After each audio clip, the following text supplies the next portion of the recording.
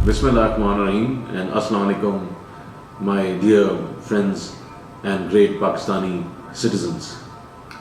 Today I am back with all of you on this series which I have initiated on corruption and institutionalized corruption and bad governance within the public sector. Unfortunately, ladies and gentlemen, we have seen for the past 70 years that our leaders, our politicians, our bureaucracy, our businessmen, and the so-called elite of Pakistan have usurped the scarce resources of Pakistan, and as a consequence, the poor, the underprivileged, the destitute, the less fortunate, the people who need the resources of this country the most have been deprived of their basic rights, of their fundamental needs, of what was due to them. And therefore, in these 70 years, a very select few thousand people have benefited enormously, have grown exponentially, and as a consequence, the masses have suffered. It is so unfortunate that our great leader, Quaid-e-Azam Muhammad Ali Jinnah, established this country in the name of Islam, established this country on three principles of unity, faith and discipline, established this country on his stainless character of honesty and truth, established this country on the tenets of Islam and the life of our great Prophet, peace be upon him, Hazur Sallallahu Alaihi Wasallam, established Pakistan as an oasis for those people who were deprived during the British Raj. But unfortunately, ladies and gentlemen, since the past 70 years, we have been held hostage by these few families, by these few individuals who are interrelated, who are interlocked, who are intertwined, who are knit like a fabric together because they watch each other's back, because they pat each other's back, because they ensure that their vested interests are always united. And no matter who comes, they will always be in a position of power, in a position of authority, in a position to do whatever they want without any consideration of laws, constitution or morality. Ladies and gentlemen, we have seen with the advent of the mass media, the electronic media and the social media, how people in power have abused and oppressed the masses. Every day on the social media we see videos in which people of power blatantly and ruthlessly execute their authority and brutality without any fear of consequences, even though there have been minor charades of accountability. But these charades have not been able to achieve accountability because the billions and trillions of dollars which we have lost over the past 70 years have never been recovered. The money gone is gone, and then we look towards the future. And then again, what happens is that we end up in a bigger quagmire. We end up in a worse situation, and the masses become more suffocated and more restless and helpless. Ladies and gentlemen, my dear teachers, mentors, colleagues, students, this cannot continue. We are in the 21st century. We are in an era where it is our responsibility to at least say what is wrong, to at least raise our voice. They say that the worst form of poverty is not the lack of resources, but the worst form of poverty is voicelessness. And therefore, ladies and gentlemen and my great patriots of Pakistan, I do not want to be voiceless. And I believe that you do not want to be voiceless. And therefore, as the common citizens of Pakistan, It is our responsibility that we raise our voice.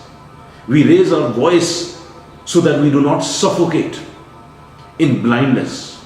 We do not suffocate because those very words which we have within us, they remain stagnated and cannot come out.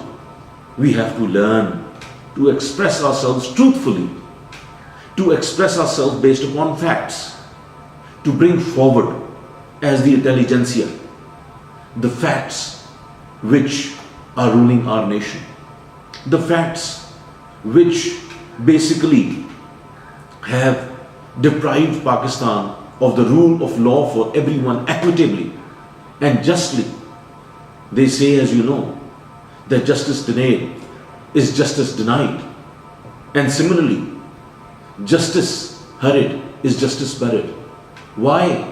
Why can't we just have justice? Why do we have to hurry it? Or why do we have to delay it? Why can't we have rule of law which is equal for everyone? The rich, the powerful, the poor, the underprivileged, the well-endowed, and those who do not even have the basic necessities of life. Ladies and gentlemen, what is happening around is tragic, is sad, and is criminal. What we see is that there are a change of faces.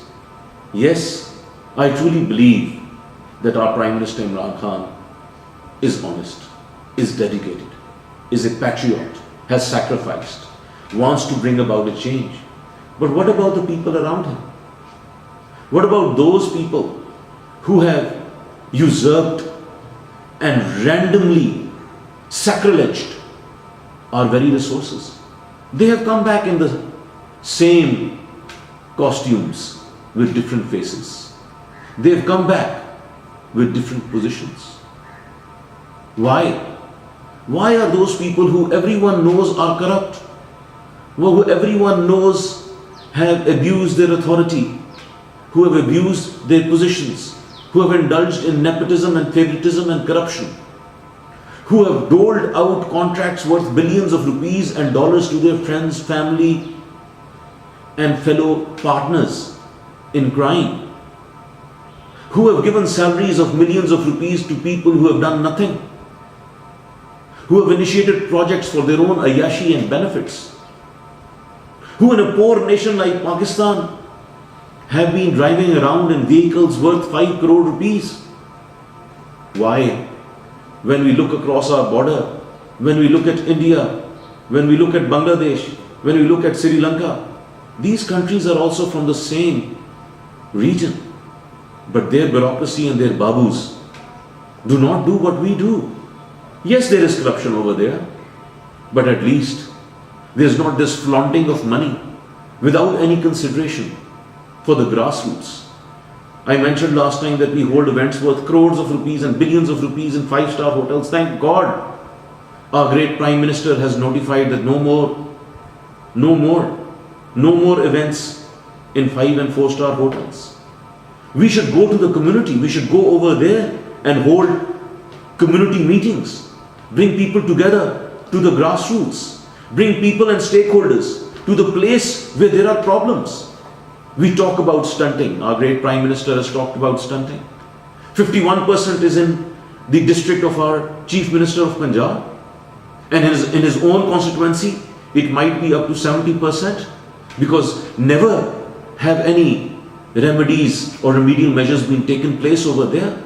People don't even know what are the needs and the expectations of these people. This is the worst form of corruption. The worst form of corruption is to have a blind eye and to shut our ears to the plight of the poor. That is the worst form of corruption. So my dear friends, my dear students, my dear mentors, my dear colleagues, do not remain silent. It is the worst form of poverty. Raise your voice. Do away with voicelessness. Do not be afraid of these pharaohs. Only be afraid of Allah. These pharaohs and these pharaohs cannot do anything. They have ruled, but they have misruled. And now is the time that we as a nation rise and bring justice, social justice, economic justice, educational justice, health justice, and the rule of law for all of our people, for all of our regions, for all of our provinces, for all of our communities, in all of our villages.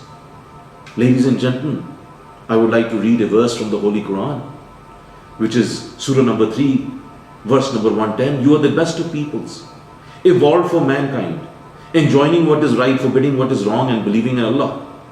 If only the people of book had faith, it were best for them. Among them are some who have faith, but most of them are perverted transgressors. Why? Why do we on purpose do the wrong? I last time mentioned that everyone knows that corruption has the severest of punishment on the day of judgment. But yet we are corrupt. And yet from that corruption we feed our own family and our own children and make them corrupt. This has to end. Today is the first day of the rest of my life. We have to begin a new and better future on the guidelines and footsteps of our great Prophet, peace be upon him, who basically gave us the best of guidelines in his last address in the Valley of Arafat, Akhri Khutbah, which I would like to read and reiterate and relive. That was the message for all of us for time immemorial to come, on which we have to live and follow the life of our great Prophet, peace be upon him, the words of our great Prophet, peace be upon him, the examples of our great Prophet Hazur Sallallahu Alaihi Wasallam, and on the dictates of our Holy Quran. Our great Prophet stated and addressed the whole world till the day of judgment. O people, perhaps you shall not see me again after this. Therefore listen to what I am saying to you very carefully, and take these words to those who could not be present here today, and that is what I am doing. I am basically following the dictates of my great Prophet, peace be upon him, the universal role model for the whole universe. O people, just as you regard this month, this day, this city as sacred, so you regard the life and property of every Muslim as a sacred trust. Return the goods entrusted to you to their rightful owners. Hurt no one, so that no one may hurt you. Remember that you will indeed meet your Lord, and that He will indeed reckon your deeds. Allah has forbidden you to take usury interest. Therefore all interest obligation shall henceforth be waived. Beware of Satan. For the safety of your religion, he has lost all hope that he will ever be able to lead you astray in big things. So beware of following him in small things. O people, it is true that you have certain rights with regard to your women, but they also have rights over you. If they abide by your rights, then to them belongs the right to be fed and clothed in kindness. Do treat your women well and be kind to them, for they are your partners and committed helpers. And it is your right that they do not make friends with anyone whom you do not approve, as well as never to commit adultery. O people, listen to me in earnest. Worship Allah. Say your 5 daily prayers. Fast during the month of Ramzan and give your wealth in zakat. Perform Hajj if you can afford to. You know that every Muslim is a brother of another Muslim. You are all equal.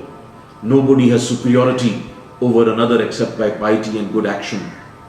Remember, one day you will appear before Allah and answer for your deeds. So beware, do not stray from the path of righteousness after I have gone. Hazur Sallallahu Alaihi Wasallam. Ladies and gentlemen, in Islam, superiority is not by arrogance and ego. In Islam, superiority is by humility, is by piety, by taqwa. Ladies and gentlemen, we will have our next part 3, inshallah, tomorrow, which will be a dialogue. And that would further open up the different avenues of this cancer of corruption which is eating into my great nation. Ladies and gentlemen, raise your voice. Do not be voiceless. Follow your heart and follow your inner voice. May Allah bless you. Pakistan, Zindabad.